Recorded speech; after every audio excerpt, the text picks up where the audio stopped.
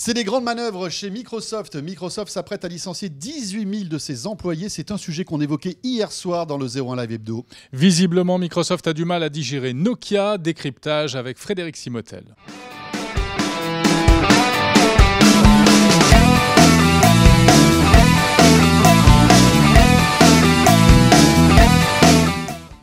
On savait qu'il y avait un plan de réorganisation qui était annoncé, mais on ne pensait pas que ce serait d'une telle ampleur. 18 000 suppressions d'emplois, 18 000 soit 14% de l'effectif. Alors l'effectif agrégé avec celui de Nokia. Il faut savoir que Microsoft, vous vous souvenez, a racheté une partie de Nokia, toute la partie mobile.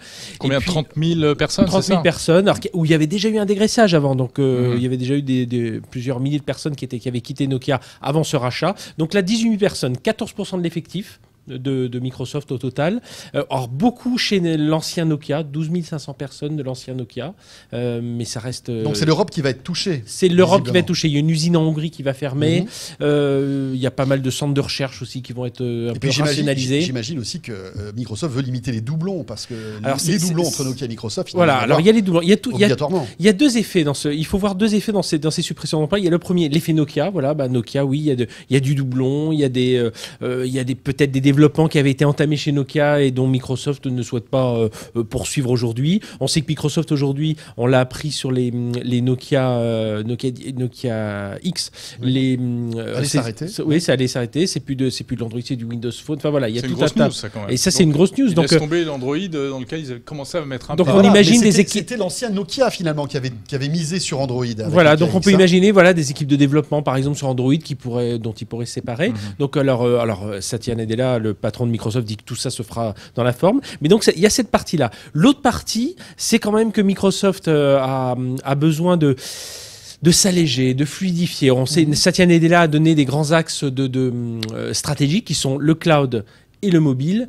Et puis il faut fluidifier un peu toute l'organisation. Il y a un management. Microsoft, c'est une grosse entreprise à 127 000 personnes, donc là avec 14 000 en moins, mais ça reste quand même une très grosse entreprise. Et puis il y a des strates de management et Satya Nadella pense qu'il faut alléger tout ça. Donc voilà, c'est le deuxième coup près. Premier coup près autour de la réorganisation de Nokia, du rachat de Nokia, avec des branches de Nokia coupées. Le deuxième coup près, c'est une rationalisation, une fluidité plus grande au sein du management. Pour rebondir plus tard et peut-être réembaucher à ce moment-là. Oui, on peut s'attendre, parce qu'évidemment, on est dans des métiers du numérique. C'est pas un signal un peu mauvais aussi pour la filiale mobile de Microsoft ?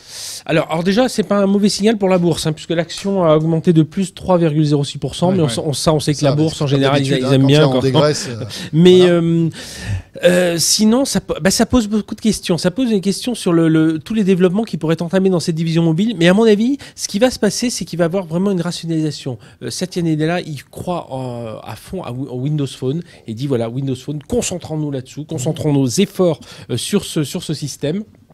Et allons-y. Et donc, il y avait forcément du doublon avec Nokia. En tout cas, si vous êtes possesseur de Nokia X, je sais pas si vous allez avoir avoir beaucoup.